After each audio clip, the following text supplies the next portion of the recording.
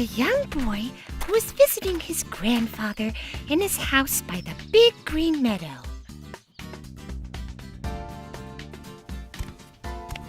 One morning, Peter opened the gate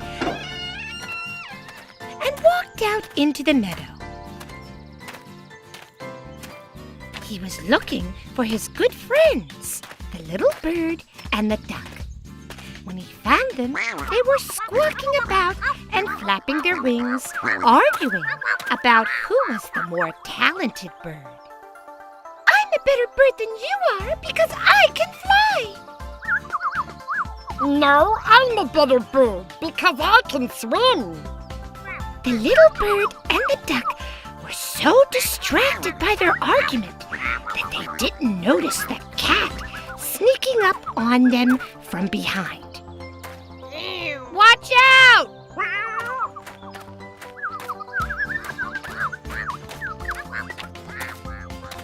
Peter, what are you doing out here? "Just playing, Grandfather." Peter, people say there's a big wolf out here. Stay inside the garden gate. Don't play in the meadow. Oh, boys like me aren't afraid of wolves. Peter walked back toward the house with Grandfather, huffing and puffing and complaining all the way back. He wanted to stay in the meadow with his friends. Grandfather marched Peter into the garden and shut the gate behind them with a bang. Peter tried to play in the garden for a while, but soon he felt very, very bored.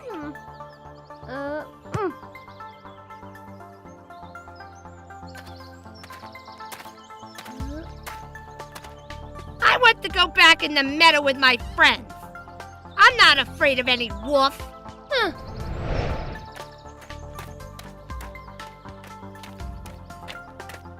While Peter began to play with his friends again, who should appear but the big bad wolf. He bared his sharp teeth and stared at Peter and the birds with fiery red eyes. "Watch out!" The wolf lunged at Peter's friends. The little bird and the duck tried their best to escape, but the duck wasn't so lucky. The wolf swallowed him up in one big gulp.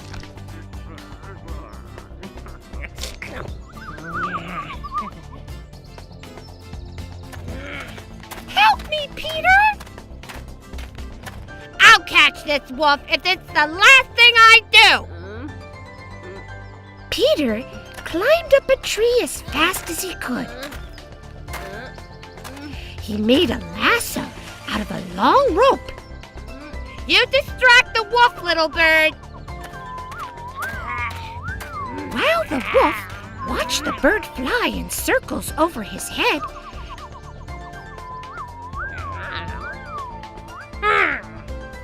Peter swung the lasso and caught the wolf's tail. With one big tug, he hung the growling creature up by its tail from the tree.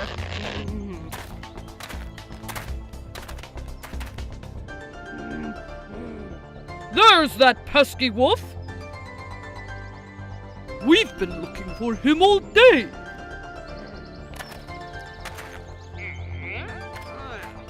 Wait! Don't shoot! I've already caught him. We should take him to the zoo instead.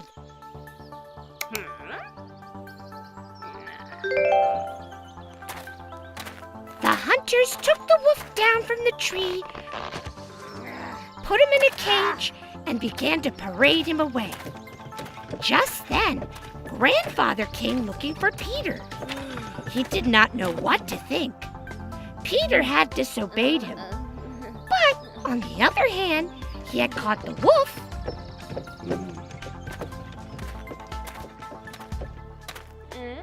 Grandfather reluctantly joined the parade as they made their way to the zoo. But he grumbled all the way there. Oh, but what would have happened if Peter hadn't caught the wolf? What then?